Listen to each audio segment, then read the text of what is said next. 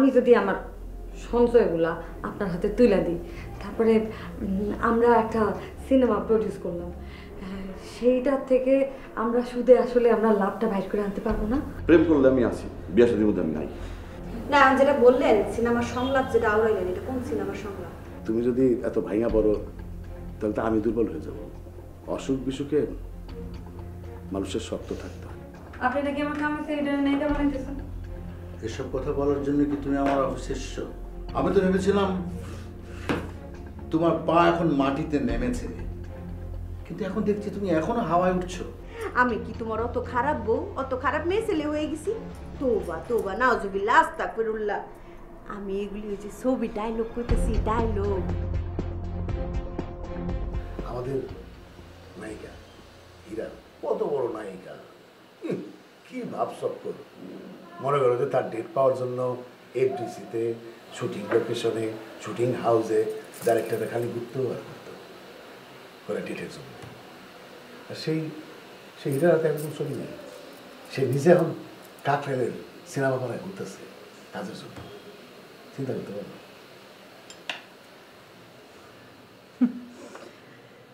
এতদিনে আমি একটা জিনিস খুব ভালো বুঝতে পারলাম,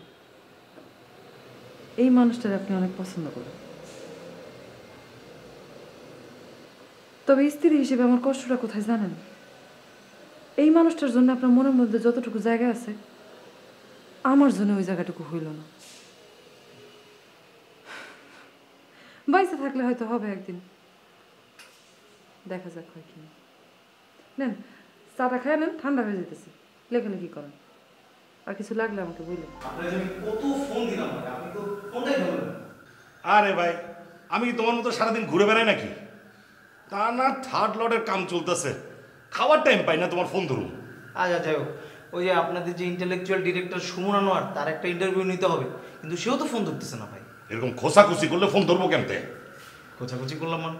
তার সাথে তো আমার দেখাই হয়নি, তার ইন্টারভিউ নিলাম না, তার খোঁচালাম কখন? তার সিনেমাটা এখনো রিলিজই হয় নাই, তুমি কয়া বসটা তার ইন্টেলেকচুয়াল। এই তোমাদের সাংবাদিকদের না এখন দোষ, তোমরা আড়াই লাইন একটু বেশি বুঝো ভাই। এই যে আপনি কিন্তু আক্রমণাত্মক কথাবার্তা বলা শুরু করছেন ভাই। বলুন না কেন? তার ফিল্মটা এখনো রিলিজ হয় নাই, তার কোনো কাজই তুমি দেখো নাই, কয়া বসটা ইন্টেলেকচুয়াল। আরে ভাই, ইন্টেলেকচুয়াল তো একটা ভালো শব্দ, আপনি এটাকে গালি মনে করতেছেন কেন? তুমি এটারে ব্যবহার করছো গালির মতো, বুঝছো? এখন আপনি আড়াই লাইন বেশি বুঝতেছেন না ভাই।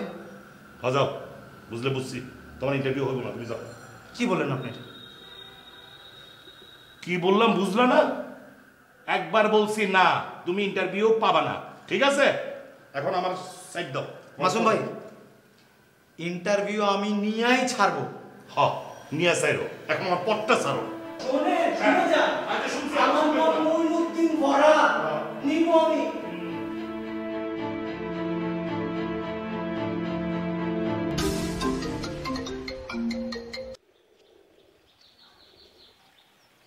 হ্যালো ওস্তাদ।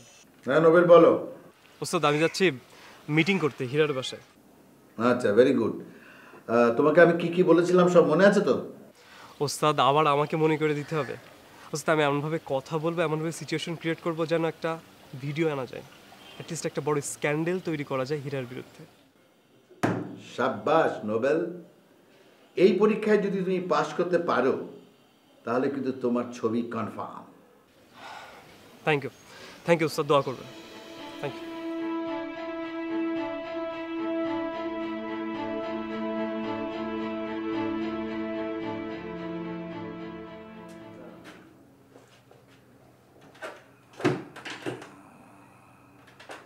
এবার রুপিয়া ঘুমাইতেছো কে? হ্যাঁ হ্যাঁ আসুন ভাই। ঘুমাইতেছো কে? ও না, কাম তো শেষ। হ্যাঁ, বাড়ি যাইতেছো না কে? নতুন একটা কাম না জোগাড় করে কেমন করে বাড়ি যাই? নতুন কাম মানে? নতুন আবার কি কাম জোগাড় করবা? না, ওই অভিনয়ের কথাই কইতেছি। নতুন একটা সিনেমায় অভিনয়ের চান্স না লয়া কেমন করে বাড়ি যাবো বলেন? ওই অভিনয় তোমার কাম ছিল নাকি? আমরা না তোমরা ডাইকাইনে অভিনয়ের কাম দিছি। হ্যাঁ, এটাতেই তো ভেজালটা লাগাইছেন। এখন কি আর অন্য কোনো কাম করতে পারুম? কর যা বিপদ করেন তো আপনারাই করছেন। কইছিলাম না আমি এই এফডিসির বাদ যার বেটা একবার পড়ছে সে আর এফডিসি ছাড়তে পারে না, বুঝছো? শুটিং চলাকালে কত কান্নাকাটি করতা, হ্যাঁ, বাড়ি যাবা বাড়ি যাবা। এখন বাড়ি যাইতেছ না, ওদিকে হুঁসি তোমার বউ বলে আবার পোয়াতি। ও ভাই ঠিক আছে, ওইসব কথা বাদ দেন এখন। এখন দেখেন আমার অন্য কোনো ছবিতে একটা অভিনয়ের সুযোগ টুযোগ দিতে পারেন কিনা। এখন যে অবস্থা হয়েছে, মানে যদি একটা নতুন কাম না সাইজ করতে পারি, বাড়ির থেকে ফিরে আইসে তো আর কোনো কিছু করতে পারব না, আর বাড়িতে গিয়া তো আর আগের কামও করতে পারব না। সবাই তো যাই না গেছে যে আমি তো সিনেমায় নায়ক হয়েছি। হ্যাঁ, এটা ঠিক। আচ্ছা ঠিক আছে, তুমি বাড়ি যাও, বললোকে দেখা করে আসো। আমি দেখতেছি এফডিসিতে আর কি নতুন ছবি আসতেছে, আমি খোঁজ খবর রাখবো না। আমার তো একটা সমস্যা হয়েছে, তুমি তো সব চরিত্রে অভিনয় করতে পারবে না। না কেমতে পারবা কও? তুমি সুমন সাহেবের ছবিতে নায়কের অভিনয় করছো, এখন যে সে ক্যারেক্টার কি তুমি আর করতে পারো? দেখেন, আপনি বিবেচনা করে দেখেন। আচ্ছা ঠিক আছে, দেখবো না, চিন্তা করো না, চিন্তা করো না, ব্যবস্থা হইব। 30 বছর ধরে সে বাচ্চা বয়স থেকে আছে এফডিসিতে, বুঝছো? ওর ডিরেক্টর তো আমার বন্ধু মানুষ, ভাইও না, দেখা যাক কি করা যায়। আচ্ছা তুমি যাও, বাড়ি যাও, নাম্বার টাম্বার তো আছে, আমি ফোন দেবো না, ঠিক আছে? যাই ওদিকে দেখি আমি কি অবস্থা।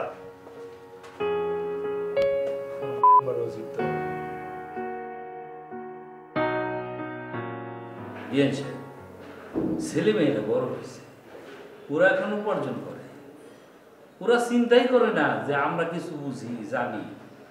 আমাদের বয়স এমনি বড় হয়েছে, এখন বলেন এই অবস্থা আমরা কি করতে পারি? তাহলে আর কি করার, ওরা যদি নিজেরাই না চায় সংসার করতে, এখানে আমি আর আপনি বা কি করতে পারি? আচ্ছা বিয়ে সাহেব, শুনলাম হীরার কাজকর্মের অবস্থা নাকি ভালো না? জি জি, আসলে কাজকর্ম কম তো, তাই মেজাজটা সবসময় খারাপ হয়ে থাকে। বিয়ে সাহেব, সিনেমা তো অনেক করলো, বলেন না এবার একটু মন দিয়ে সংসার করুক। এই বিষয়ে আমার হাতে আসলে কোনো উপায় নাই। আসলে আমার ছেলে হীরাকে ছাড়া সংসার করবে না, না হলে আপনাকে এত রিকোয়েস্ট করতে আমি আসতাম না।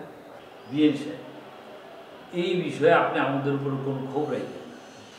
আমি হীরার মা দুজনে চেষ্টা করব হীরার মন ফিরাইতে। আপনি আজকে যান, সময় সময় আপনার সাথে ফোনে কথা বলে নিন। ঠিক আছে বিয়ে সাহেব, আমি তাহলে আজ আসি। জি, সালাম। জি, ওয়ালাইকুম আসসালাম।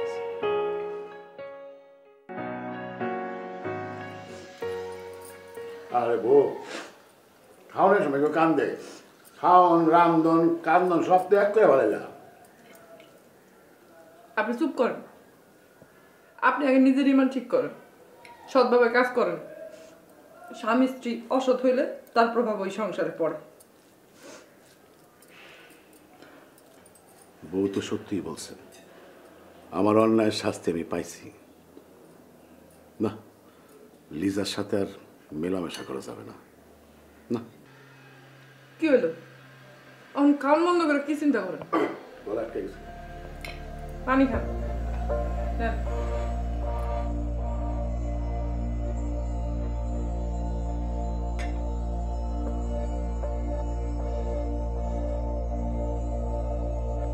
ও বেবি, বেবি এদিকে আসো। জি খালাম্মা, আমার ডাকছেন? আমার ম্যাডাম কলি কি মুখে ফুসকা পড়ে যাব? কত সুন্দর করে দিই তুমি ফিল্মে পাঠ গেয়ে এলাম, চারিদিকে কত আত্তালি পড়ছে, আর এখন আমারে ডাকে জি খালাম্মা। কে আমারে ম্যাডাম ডাকতে মন চায় না? মান সম্মান যাইবো গা? দেখো মাত্র তো শুরু করছি পাঠ গাওয়া, একদিন তুমি হীরা ম্যাডামের চেয়ে অনেক বড় স্টার হমু। হ্যাঁ, সেরকমই অবস্থায় তো দেখতাছি। ম্যাডামের কোনো কাজ কাম নাই, ম্যাডাম দিনে দিনে হতাশ হয়ে যাইতাছে। ও ও বেবি, তুমি ফিল্মের অবস্থা কি এরকমই থাকে? এই ভালো এই মন্দ, হায় হায়, এটা তো বড়ই টেনশনের চাকরি গো। খালাম্মা একটা কথা কই, অভিনয় করতে আসছেন শখের বসে অভিনয় করেন, কিন্তু ম্যাডামের মতো পেশা হিসাবে নেন না। তেলে দেখা যাবে ম্যাডামের মতো দিন রাত খালি আপনি টেনশন করতেছেন। যাও, আমার একটা বেলা কফি দিতে বলো, যাও। আচ্ছা ঠিক আছে।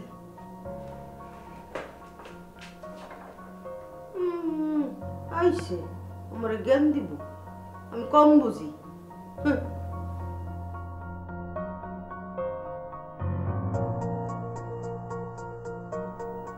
দোস্ত, এই দোস্ত, চল না কোথা থেকে ঘুরে আসি। আরে মন টন ভালো হয়ে যাবে, চল। আমার মন ভালো। আচ্ছা, গত বছর তোর অফিস কত ব্যবসা করছে? ভালো। এবছর?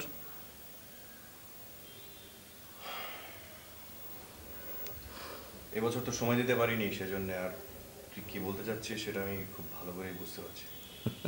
তুই নিশ্চয়ই ক্রিকেট খেলা বুঝিস। ব্যাটসম্যান যদি ক্রিজে টিকে থাকে, আচ্ছা, একটা সময় না একটা সময় তো রান পায়, কিন্তু যদি উইকেট পড়ে যায় তাহলে কিন্তু খেলাই শেষ। বন্ধু, ক্রিকেট খেলা আমি খুব ভালো করে বুঝি, কিন্তু তোর আর ভাবির যে অভিমান, সেটা তো দেখতেছি এই টেস্ট ক্রিকেটকেও হার মানিয়ে ফেলবে। এ কি অবস্থা? তুই বিয়ে করেছিস? তুই ভালো করে জানিস আমি বিয়ে করিনি, তবে তোদের অবস্থা দেখে আমার বিয়ে করার স্বাদ মিটে গেছে। তুই আগে বিয়ে কর, তারপর টি-20 খেলিস, 6-a-side ম্যাচ খেলিস, ওকে? আসলেই তুই সব বিষয়ে একটু বেশি বুঝিস, আর এই জন্যই তোর এই অবস্থা। এই তুই যা তো, তুই যা, তুই তোর বাসায় যা। তুই অফিসে না পেলে আমার বাসায় আসিস কেন আমাকে খুঁজতে? তোর জ্বালা কি কোথাও লুকিয়ে থাকতে পারবো না? হ্যাঁ, আমি গেলাম, কিন্তু বলে যাচ্ছি তুই গর্তে লুকিয়ে থাক আর যেখানে লুকিয়ে থাক, আমি ঠিকই তোকে খুঁজে বের করাব। গেলাম।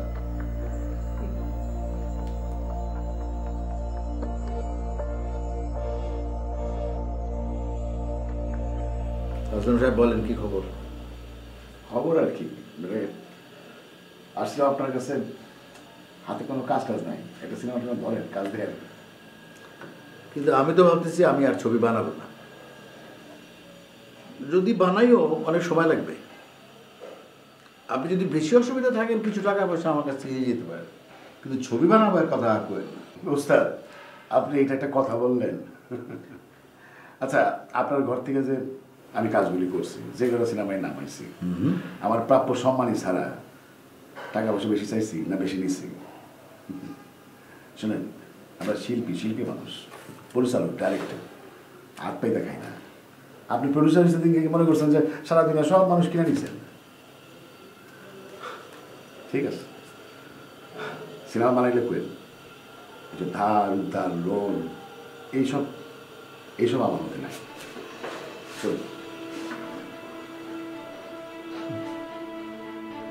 ভিক্ষার চাল কারা রাখারা।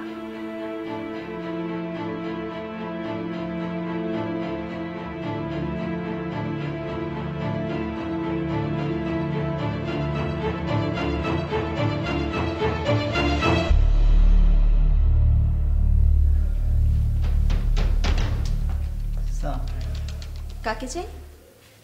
আপনাকে চাই। আমাকে চাই মানে? মানে আপনাকেই চাই। এই, সুন্দর করে কথা বলতে পারো না? আমাকে চাই মানে কি? তুমি জানো তোমার বয়সে আমার একটা ছেলে আছে? না, আপনি তো ভুল বুঝলেন। না না, আপনাকে চাই মানে হচ্ছে আপনার সাথে কথা বলতে চাই। দেখেন দেখি কি অবস্থা, সবাই আমাকে ভুল বোঝে আন্টি। আসলে হয়েছে কি? কি বলবে বলো? মানে আমি যাই বলি সবাই উল্টো বুঝে। যাই হোক, থ্যাংক ইউ। আপনার ছেলের নাম তো রাব্বি। আচ্ছা জি। তো ওই যে ছেলের বউয়ের নাম হচ্ছে হীরা। তারপর আপনি কি ওই শাশুড়ি হিসেবে হ্যাপি? মানে মানে ছেলে বউ নিয়ে হ্যাপি কিনা, আর সে কি আপনাকে যোগ্য সম্মানটা দিচ্ছে কিনা, মানে আর যা করে বউরা আর কি, মানে হাত পা টিপে দেওয়া, কাপড় চোপড় ধুয়ে দেওয়া, রান্না করা, মানে এইগুলো নিয়ে যদি একটু আলোক করতেন, ঘরোয়া আলোক কথা। ফোন আসছে নাকি? হ্যালো, হ্যাঁ, উত্তরা থানা। একটু লিখুন প্লিজ। হ্যাঁ, বাড়ি নাম্বার 30, রোড 12, সেক্টর 4। শুনুন, একজন সন্ত্রাসী চাঁদাবাজি করতে আমার বাড়িতে ঢুকে পড়েছে। প্লিজ একটু আসুন। জি জি, আসুন। কি বলেন আন্টি? একদম দাঁড়াও, একদম দাঁড়াও। বলেছিলাম আমাকে সবাই ভুল বুঝে যাও, আরেকদিন আসবো, রাস্তা খেয়ে যাবো। আর জোর করবেন না আন্টি, থ্যাংক ইউ। এই বেয়াদব ছেলে। কিন্তু হাতে শক্তি নাই রে। আছে তো, প্রেশারটা মনে হয় বাড়ছে রে। ঘাড়ে দে, ঘাড়ে দে, ঘাড়ে দে। তা এত দুশ্চিন্তা করলে তো প্রেশার বাড়বেই। তুমি এত চিন্তা করো কেন? দুশ্চিন্তা কি সাথে করি রে? দুশ্চিন্তা করা ছাড়া উপায় নাই। সাই দেখলে অন্ধকার দিই, অন্ধকার। কি কো ভাইজান, তুমি এত বড় একটা ডাইরেক্টর, তুমি অন্ধকার দেখবা কি এর লাগে চোখে? কত নামি দামি লোকজনের লগে ওঠা বসা তোমার, এত বড় বড় শিল্পী নায়ক নায়িকা তোমার কি সম্মান করে, এরপরে তোমার অন্ধকার দেখা লাগে? বুঝবি না, বুঝবি না। আকবর ওস্তাদে ছবি বানাইব না, আর রানিং ছবির প্রডিউসার সে তার অফিস গুটা ফেলে গেছে, ব্যবসা গুটা ফেলে গেছে। কইছে এই ছবি যেটা বানাইতেছি এটা যদি বাম্পার হিট না করে তাইলে আর সে সিনেমা বানাবে না। মায়েরা বুঝছস, সবাই অফিস টফিস বাসা বাসা চাইলা গ্রামে যাইতে হইব, পোলট্রি ফার্ম দিব, আর তুমি দেবা হচ্ছে মৎস্য খামার, বুঝছো না? আর না এত হতাশ হইও না, দেখবার ঠিকই জাদুর মতো প্রডিউসার আয় অফিসে বয়ে রয়েছে। আরে প্রত্যেক পাই না রে, তোর ভাবির বাচ্চাটা নষ্ট হওয়ার পর থেকে কোনো কিছু ভালো লাগে না। বলে অন্ধকার, চারিদিকে অন্ধকার, কোনো আশার আলো দেখি না, নিজের উপরে কোনো আস্থা পাই না।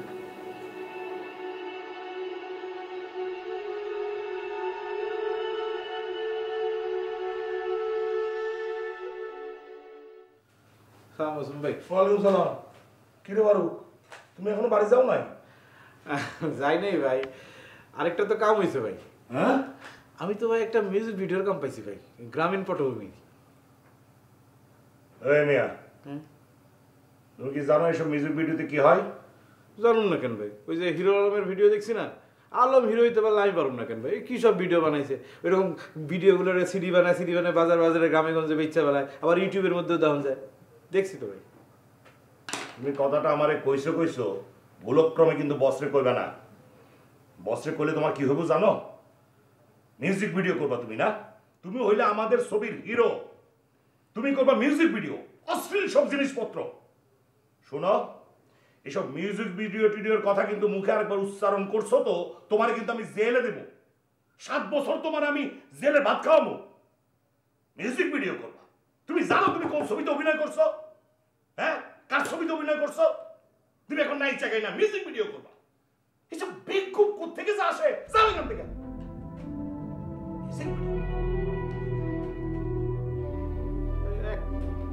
আবার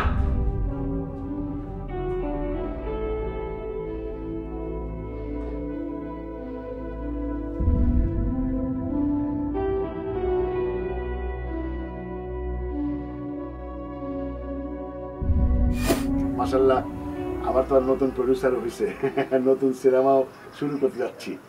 মানে শুভ মহরতটা করতে চাই আগামী সপ্তাহের মধ্যে।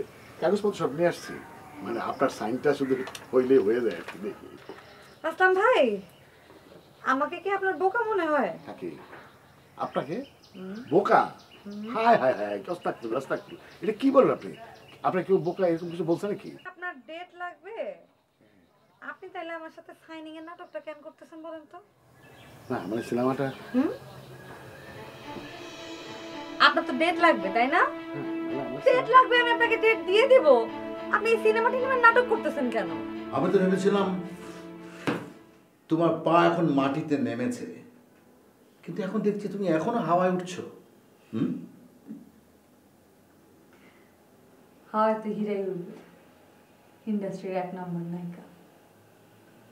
বাদ দেন, এই সমস্ত কথা বলে এখন আর লাভ নেই।